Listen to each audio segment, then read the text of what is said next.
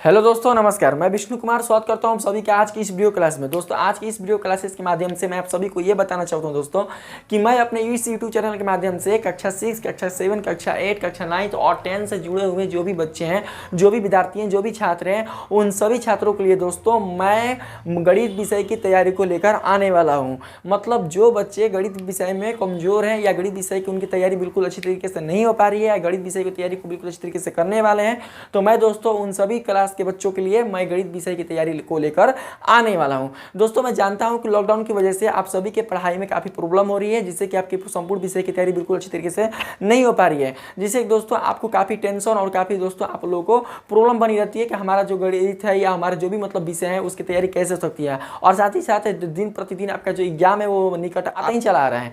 तो दोस्तों मैं संपूर्ण विषय तो दोस्तों मैं नहीं करा सकता, लेकिन मैं कोशिश करता हूं दोस्तों कि आप लोग के लिए मैं गणित विषय की तैयारी बिल्कुल अच्छी तरीके से मैं करा सकूं।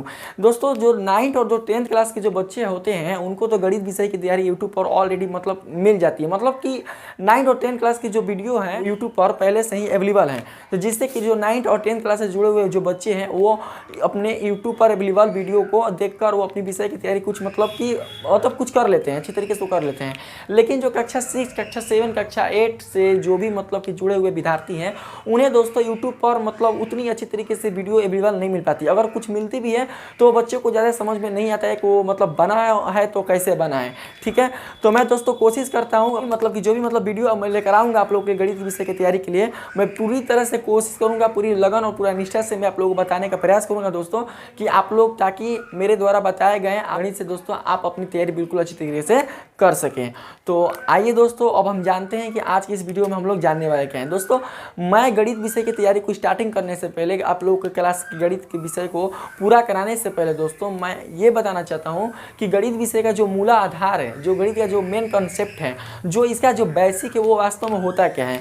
तो दोस्तों मैं सोच रहा हूँ कि आप सभी को सबसे पहले मैं इसके बेसिक बता दूँ और उसके बाद दोस्तों हम लोग जल्द ही अपने गणित विषय मतलब जो भी आप लोग की कक्षा है उन सभी कक्षाओं के लिए दोस्तों मैं गणित विषय की तैयारी लेकर जल्द मैं आ जाऊँगा और आप लोगों को वीडियो मिलता रहेगा। तो प्लीज़ दोस्तों इसके लिए आप लोग मेरे चैनल को सब्सक्राइब कर दीजिएगा और बेल आइकन को दोस्तों दबा दीजिएगा, तो दोस्तों आप लोगों को वीडियो बिल्कुल अच्छी तरीके से मिलती रहेगी। ठीक है, तो आइए दोस्तों आज हम लोग जानने वाले हैं कि हमारा जो आज का टॉपिक वो क्या है।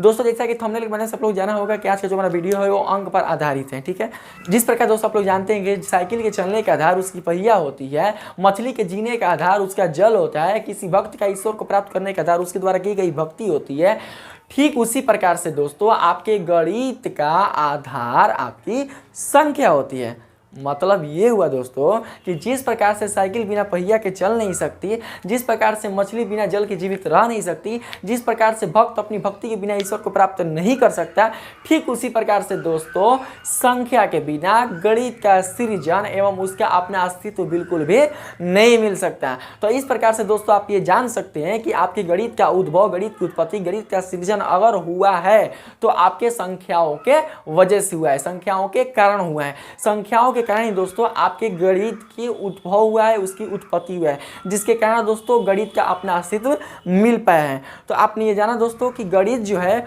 उसका जो मूलाधार है वो क्या है दोस्तों, आपकी संख्या है। क्या है दोस्तों, संख्या। तो उसको हम इस प्रकार से हम लिख सकते हैं। ठीक है, गणित का जो मेन मूलाधार है यानी गणित का जो आधार हो गया दोस्तों संख्या, यानी संख्या के कारण ही गणित को अपना अस्तित्व मिला। ठीक है, गणित का मूला आधार मतलब मूलाधार को मतलब मूल आधार मतलब मेन आधार। ठीक है, गणित का मूलाधार यानी इसको हम दोस्तों लिख सकते हैं कोष्ठ में सृजनकर्ता, यानी गणित का सृजन करता, यानी गणित को उसका अस्तित्व देने वाला कोई है तो वो है आपका संख्या, यानी कि संख्या के कारण ही आपके गणित की उत्पत्ति हुई है। किसी कारण दोस्तों, संख्या के कारण ही आपकी गणित की उत्पत्ति हुई है। तो गणित का मूलाधार क्या है दोस्तों, संख्या है, यानी गणित निर्भर करता है संख्या पर। तो जिस प्रकार से दोस्तों आपके गणित का मूलाधार आपका संख्या है, उसी प्रकार से आपके संख्या का भी मूलाधार कोई ना कोई होगा। मतलब कि जिस प्रकार से आपकी गणित की उत्पत्ति, इसका सृजन, इसका अस्तित्व देने में संख्याओं का योगदान है, उसी प्रकार से दोस्तों संख्या का भी सृजन, इसकी उत्पत्ति, इसका अपना अस्तित्व देने में किसी न किसी का योगदान होगा। तो जानते हैं दोस्तों कि कौन है वो जिसके कारण संख्याओं की उत्पत्ति हुई है, संख्याओं का उसका अस्तित्व मिला, इनका सृजन हुआ है। तो दोस्तों संख्याओं का जो मूलाधार है वो है आपका अंक है। कौन है दोस्तों? अंक है। यानी कि अंक के कारण ही दोस्तों आपकी संख्याओं की उत्पत्ति हो पाई है। अंक के कारण ही दोस्तों आपके गणित के विभिन्न प्रकार के संख्याओं का रचना हो पाया, विभिन्न प्रकार की संख्याएं दोस्तों आपके विकसित हो पाए हैं। तो इसका जो मेन मूलाधार है दोस्तों वो आपका क्या है? आपका अंक है। तो इसको दोस्तों हम लिख सकते हैं कि संख्याओं का मूलाधार। ठीक है, ये क्या था? गणित का मूलाधार। और अगला हम लोग लिखेंगे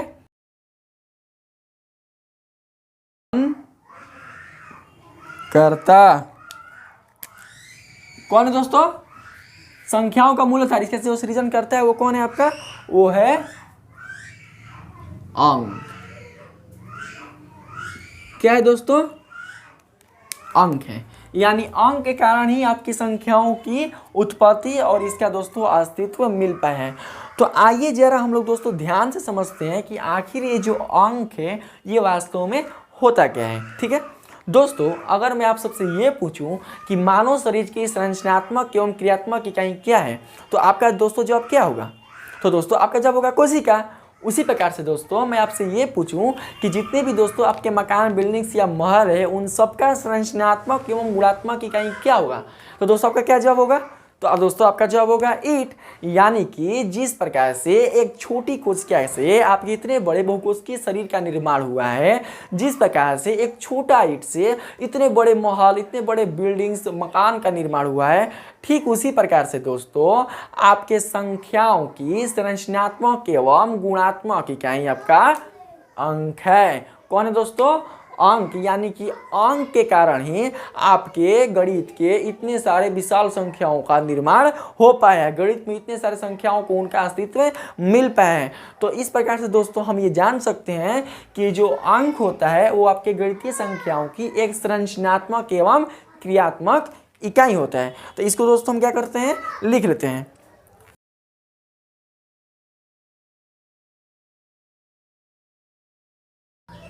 होता है। ठीक है, समझे? तो दोस्तों आप ये जाना कि अंक गणितीय संख्याओं का एक संरचनात्मक एवं गुणात्मक इकाई होता है। इकाई दोस्तों, ठीक, यहाँ पर आपके इकाई का संबंध किससे है दोस्तों? आपके एकांक से है। किससे है?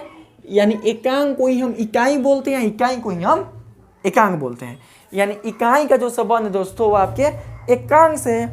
और एकांक का अर्थ होता है, एकांक अर्थ क्या होता है दोस्तों? जान लेते हैं। एकांक का अर्थ है, ठीक है, एकांक का अर्थ होता है दोस्तों एक अंक वाला। क्या दोस्तों? एक अंक वाला। एकांक मतलब एक अंक वाला, एक अंक वाला। तो इस प्रकार से दोस्तों आपने क्या जाना कि गणित में शामिल होने वाली वे सभी प्रकार की संख्याएं जो केवल अपने एक अंक को व्यक्त करती है, मतलब केवल उन संख्याओं में केवल एक ही अंक, कितने अंक दोस्तों? मात्र केवल एक ही अंक सम्मिलित रहता है, तो वही दोस्तों संख्या आपकी अंक के रूप में जानी जाती है। क्योंकि अभी आपने ये जाना कि अंक गणितीय संख्याओं का एक संरचनात्मक एवं गुणात्मक इकाई होता है, इसलिए यहाँ पर इकाई का संबंध है आपके एकांक से, और एकांक का अर्थ होता है आपका एक अंक वाला।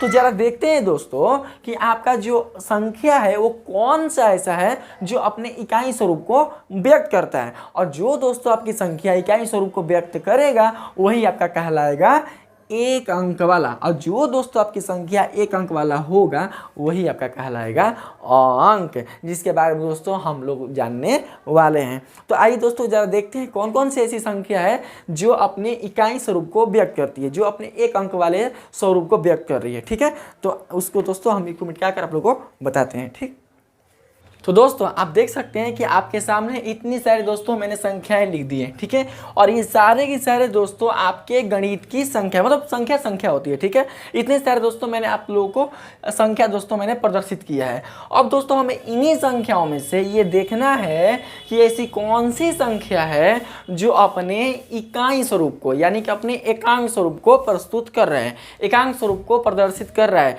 जो संख्या दोस्तों आपके इकाई स्वरूप को प्रस्तुत करेगा, एकांक स्वरूप को प्रस्तुत करेगा, वही संख्या दोस्तों आपके अंक के रूप में जानी जाएंगी। तो आइए दोस्तों सबसे पहले हम स्टार्टिंग करते हैं इस वाले भाग से, ठीक है। इस वाले भाग में हम देखते हैं दोस्तों कि ऐसी कौन सी संख्या है जो केवल और केवल अपने इकाई स्वरूप को व्यक्त कर रही है, ठीक है। तो आइए दोस्तों जानते हैं, ठीक है। आप देख सकते हैं दोस्तों कि यहाँ पर ये जो संख्या है वो बिल्कुल अपने 5 अंकों से मिलकर बनी हुई है, ठीक है दोस्तों। कितने अंक है इसमें देखें ना, ये मतलब कि जो गणित में बच्चा इंटर कर रहा है, मतलब एक क्या बोलते हैं कि छोटे क्लास से लेकर जो बच्चे बड़े क्लास तक है, मतलब जिनका अंक में बेसिक कमजोर है, उस सब के लिए दोस्तों ये वीडियो, ठीक है। एक छोटा सा बच्चे के लिए भी है, ठीक है। तो आप ये देखना कि यहाँ पर जो ये अंक है कितने हैं बाबू, 1 2 3 4 5, ठीक है। यानी कि ये जो संख्या है आपका वो 5 अंकों से मिलकर बनी हुई है। तो जरा देखते हैं कि क्या अपने इकाई स्वरूप को व्यक्त कर रही है।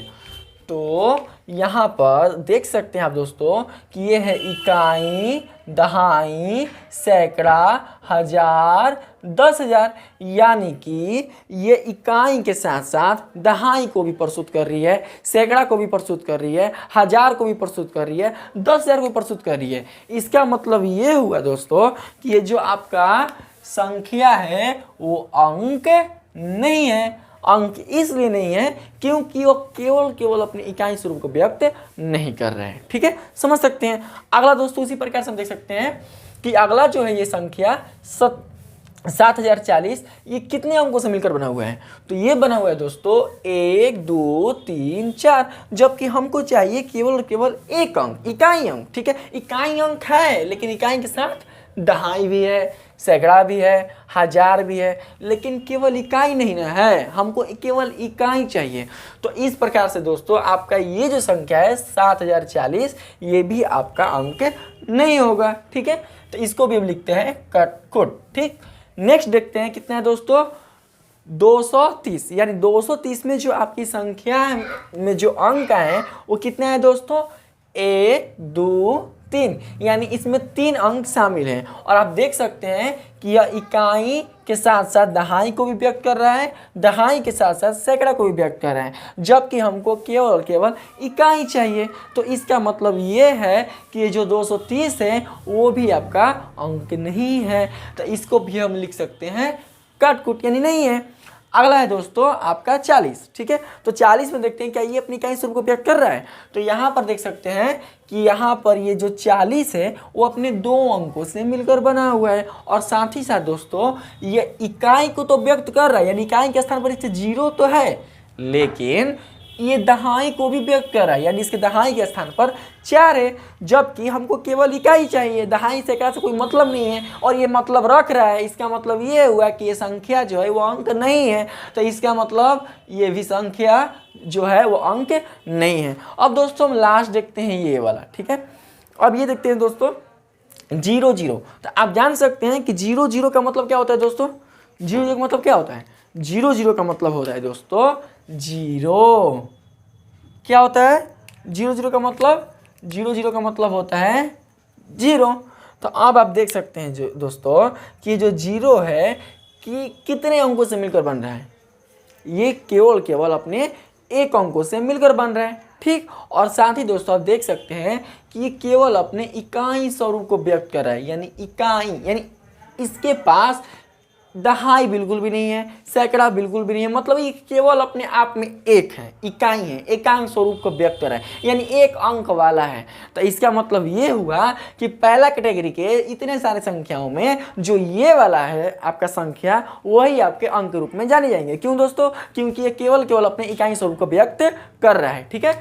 तो इसको हम लिख सकते हैं साइन अप में कि ये क्या है दोस्तों, आपका अंक है। उसी प्रकार से आप ये देख सकते हैं ये वाला कि ये क्या है, 5 अंकों से मिलकर बन रहा है। ठीक है, ये अपने कितने अंकों से मिलकर बन रहा है, ये भी अपने 5 अंकों से मिलकर बन रहा है, ये अपने 3 अंकों से मिलकर बन रहा है, ये अपने 2 अंकों से मिलकर बन रहा है। इसका मतलब ये हुआ कि ये इनमें से कोई भी आपका जो संख्या है वो बिल्कुल भी आपके अंक रूप में नहीं जाने जाएंगे, क्योंकि ये इकाई के साथ दहाई को भी दर्शा रहा है, ये भी इकाई के साथ दहाई को, ये भी इकाई के साथ दहाई को, ये भी इकाई के साथ दहाई को, लेकिन हमको चाहिए केवल इकाई ना। ठीक है, तो हमको केवल इकाई चाहिए। तो जरा देखते हैं दोस्तों कि जो लास्ट वाला पॉइंट है वो क्या अपनी इकाई को दर्शा रहा है, तो 0 1 है। तो 0 1 का मतलब क्या हुआ दोस्तों, 0 1 का मतलब होता है, 0 1 का मतलब क्या होता है, ये बिल्कुल भी आपका सार्थक अंक नहीं है। ठीक है ना, हम बता देंगे कि क्या होता है सार्थक अंक। ठीक है, तो 0 1 का मतलब होता है दोस्तों केवल 1। इसका मतलब ये है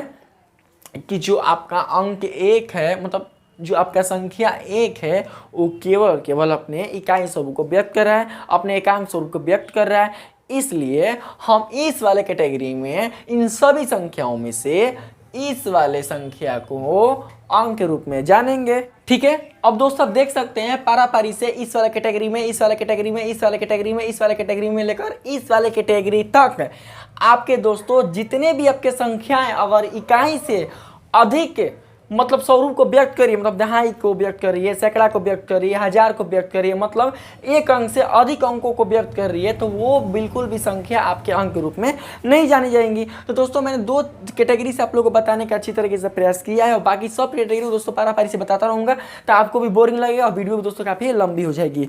तो अब आप ही लोग दोस्तों बताना, ठीक है, कि जो तीसरा कैटेगरी है आपका, इस तीसरा कैटेगरी में कौन सा ऐसा संख्या है जो आपके अंक रूप में प्रदर्शित कर रही है। ठीक है, तो आप लोग दोस्तों देख सकते हैं कि ये पहला संख्या है, दूसरा, तीसरा, चौथा, पांचवा, इन पांचों में दोस्तों कौन है जो आपके अंक रूप में प्रदर्शित कर रही है। तो देख सकते हैं दोस्तों कि जो लास्ट वाला है आपका, ये अंक रूप में प्रदर्शित कर रही है। इसमें नहीं देखना है कि हई दहाई, हई सैकड़ा, हजार, इसका कोई वैल्यू नहीं होता है, यह असार्थक अंक है, मतलब ये अपनी सार्थकता को व्यक्त नहीं कर रहा है, ये सार्थक मतलब सही अर्थ के रूप में नहीं है। ठीक है, इसीलिए हम इसको असार्थक अंक से सार्थक अंक में व्यक्त करेंगे, यानी कि 0 0 2 को हम लिख सकते हैं इस तरह से। तो आप देख सकते हैं दोस्तों, ठीक है, कि 2 जो है वो केवल अपने एक अंक को व्यक्त कर रहा है, साथ ही अपने इकाई अंक को भी व्यक्त कर रहा है, और इसके साथ कोई भी दहाई या सैकड़ा अंक इसके साथ में नहीं है, जिसके कारण दोस्तों हम बोल सकते हैं कि इन सभी संख्याओं के, इस कैटेगरी की सभी संख्याओं में जो 2 है वही क्या है दोस्तों आपके अंक के रूप में जानी जाएंगी। अब दोस्तों आगे बता सकते हैं, आप देख सकते थे जो अगला कैटेगरी है इसमें दोस्तों कौन अंक होंगे, तो आप देख सकते हैं कि ये वाला बिल्कुल भी आपके अंक रूप में नहीं जाने जाएंगे। ये दोस्तों अपने इकाई के साथ साथ दहाई को भी व्यक्त कर रहा है। ठीक है, और ये जो है 3, ये केवल अपने इकाई स्वरूप को व्यक्त कर रहा है, इसीलिए हम यहाँ पर लिख सकते हैं कि जो 3 है वो क्या है दोस्तों, वो आपके अंक के रूप में क्या होगी, जानी जाएगी। ठीक, उसी प्रकार से दोस्तों अब आप समझ गए होंगे बिल्कुल अच्छी तरीके से। तब दोस्तों बता सकते हैं कि अगला जो कैटेगरी है इसमें कौन सा आपका जो संख्या है जो आपके इकाई स्वरूप को व्यक्त कर रहा है, यानी केवल अपने एकांक स्वरूप को दोस्तों व्यक्त कर रहे हैं।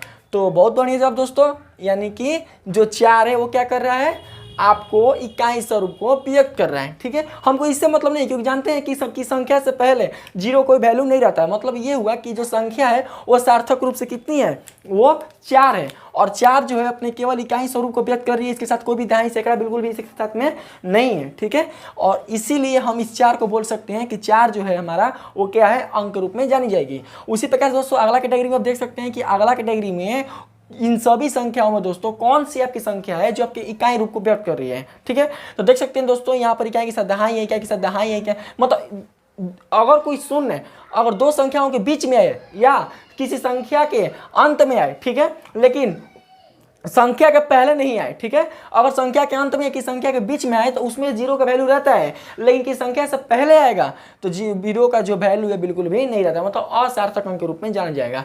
तो ये जो संख्या है आपके बिल्कुल आपके इकाई स्वरूप को व्यक्त नहीं कर रही है। इकाई स्वरूप को व्यक्त करने वाली कोई संख्या है तो वह आपका 5, यानी इसको हम सार्थक रूप में 5 लिख सकते हैं। सार्थक अंक रूप में क्या लिख सकते हैं, 5, और ये इसके साथ कोई भी दहाई सैकड़ा नहीं है, इसलिए हम इसको लिख सकते हैं कि ये क्या है दोस्तों, आपका अंक है। ठीक है, उसी प्रकार से इसमें दोस्तों आप देख सकते हैं कि इसमें आपका 6 जो है वो क्या है, आपकी अंक है। ठीक है, और इसमें क्या है दोस्तों, इसमें आपका 7, ठीक है, इसमें आपका जो है 7 क्या है, अंक है, और इस कैटेगरी में दोस्तों आप देख सकते हैं, आप खुद आप लोग अपने समझ सकते हैं कि हम क्या बताने वाले हैं। इस कैटेगरी में दोस्तों देख सकते हैं क्या देख सकते हैं कि ये वाला भी आपका अंक है और ये वाला भी आपका अंक है। मतलब आप लोगों को थोड़ा सा बताने के लिए, मतलब ये क्या कर रहा है, इसके साथ इकाई है और दहाई भी है, लेकिन दहाई होकर भी ना है, मतलब होकर भी ना है। ना है का मतलब कि केवल इकाई है, केवल इकाई है तो इसका मतलब जो संख्या इकाई को बताया, इकाई को स्वरूप को व्यक्त किया, उसको बोल सकते हैं हम अंक। तो इस प्रकार से 0 8 मतलब यानी 8 और 8 है यानी आपका अंक है। अगला है दोस्तों आपका कौन सा, ये वाला तो कैटेगरी। तो इस वाले कैटेगरी में आप देख सकते हैं कि इस वाले कैटेगरी में कौन सी ऐसी संख्या है जो केवल अपने इकाई स्वरूप को व्यक्त कर रही है। तो इन सभी में कोई भी ऐसा संख्या नहीं है जो केवल अपने इकाई स्वरूप को व्यक्त कर रही है। इकाई स्वरूप को व्यक्त करने वाला केवल एक ही संख्या है और वो है दोस्तों कौन, आपका 0 9। तो इस प्रकार से आपका जो ये 9 है वो हो गया अंक है, ठीक है। अब दोस्तों यहाँ पर आप देख सकते हैं कि आपके टोटल जो अंक हैं वो कुल आपके मिलाकर 10 हैं। कितने दोस्तों, आपके 10 हैं। और इन 10 से आगे अगर आप आगे बढ़ते हैं, मतलब 0 1 2 से लेकर 9 तक आप गए, ठीक है दोस्तों। अगर आप 9 से जैसे ही आप आगे बढ़ते हैं तो आपको 10 मिलेगा, आपको 11 मिलेगा, आपको 12 मिलेगा, अनंत रूप से संख्याएं आपको मिलती रहेंगी। तो आप दोस्तों देख सकते हैं कि जब हम 9 से हम आगे बढ़ें, यानी 9 से क्या किए दोस्तों, हम आगे बढ़ें, हमको 10 मिला, 10 से आगे बढ़ें, हमको 11 मिला। तो हमने क्या बताया कि जो संख्या अपने इकाई के साथ साथ दहाई को भी व्यक्त करे वो आपके बिल्कुल भी संख्या के रूप में नहीं, बिल्कुल भी अंक के रूप में नहीं जाने जाएंगे। तो दोस्तों देखिए कि जो ये आपका 10 है को क्या हम अंक बोल सकते हैं, क्या आपके अंक रूप में जाना जा रहा है? नहीं ना दोस्तों, क्यों? क्योंकि ये अपने इकाई के साथ दहाई को व्यक्त कर रहा है, ये भी अपनी इकाई के साथ दहाई को व्यक्त कर रहा है। उसी प्रकार से दोस्तों हम अगर 100 तक पहुँचेंगे, 100 तक तो देख सकते हैं कि 100 यानी इकाई दहाई सैकड़ा को व्यक्त कर रहा है, इसको हम बिल्कुल भी संख्या नहीं बोल सकते हैं। उसी प्रकार से 100 से हम 1000 तक जाएंगे तो ये भी आपके क्या कहलाएंगे, बिल्कुल अंक रूप में नहीं जानी जाएंगी। तो इसका मतलब ये हुआ कि हमारे पास जो टोटल अंक है वो कितने हैं दोस्तों, वो है आपके मात्र केवल 10। और इसी ही आपके गणित संख्याओं का मूलाधार है। मूलाधार मतलब इन्हीं 10 संख्याओं से, मतलब इन्हीं 10 अंकों से आपके गणित की इतनी सारे विशाल संख्याओं का निर्माण हुआ है, इतने सारे विशाल संख्याओं की उत्पत्ति हुई है, गणितीय संख्याओं को उनका अपना अस्तित्व मिल पाया है। तो आप ये समझ सकते हैं दोस्तों कि जो अंक है आपका वो गणित संख्याओं की उत्पत्ति करने में, उसका निर्माण करने में, उसका उद्भव करने में क्या करते हैं, सहायता प्रदान करते हैं। यानी अगर आपको 90 लिखना होगा तो 90 आप कैसे लिखिएगा, 90 आप लिखिएगा एगो आप 9 का सहारा लीजिएगा, ठीक है 9, और एगो आप 0 का सहारा लीजिएगा, क्या बन गया 90, ठीक है। यानी कि इन्हीं से क्या बना, आपका संख्या बन गया। उसी प्रकार से अगर आपको लिखना होगा, क्या बोलते हैं, आपको लिखना होगा 740, तो 740 लिखने के क्या कीजिएगा, यहाँ से आप 7 का सहारा लीजिएगा, ठीक है, और यहाँ से आप 4 का सहारा लीजिएगा, ठीक है, और यहाँ से आप 0 का सहारा लीजिएगा। तो आपका हो गया कितना, 740। मतलब कि आप कोई भी संख्या, गणित की कोई भी संख्या, अपने से बड़ा कोई भी संख्या अगर आप लिखते हैं तो बिना इन अंकों की सहायता से आप नहीं लिख सकते हैं। अर्थात इन संख्याओं को लिखने में आपके अंक का होना आवश्यक है। अगर ये अंक ना हो तो संख्याओं का बिल्कुल भी अस्तित्व नहीं हो सकता है, अर्थात इन संख्याओं का बिल्कुल भी नहीं लिख सकते हैं, ठीक है। जिस प्रकार से दोस्तों आपकी इंग्लिश में जो वर्णमालाएं होती हैं, जो अल्फाबेट होते हैं ABCDEFGHIJ से लेकर जेड तक, उन वर्णमालाओं की सहायता से आप वर्ड्स का निर्माण करते हैं। जैसे एप्पल हो गया, बैट हो गया, कैट हो गया, टेलीफोन हो गया, अम्ब्रेला हो गया, इन सब वर्ड्स को आप बनाते हैं। तो कैसे बनाते हैं, आप अपने अल्फाबेट की सहायता से, यानी जो उसमें कॉन्स्टेंट जो वॉवेल उसमें शामिल होते हैं उनकी सहायता से क्या करते हैं, आप वर्ड्स का निर्माण करते हैं, ठीक है। अगर दोस्तों अंग्रेजी में अल्फाबेट को हटा दिया जाए तो क्या आप अल्फाबेट के अनुपस्थिति में, उसके इन प्रेजेंटेड में क्या दोस्तों आप कोई भी इंग्लिश वर्ड्स का निर्माण कर सकते हैं?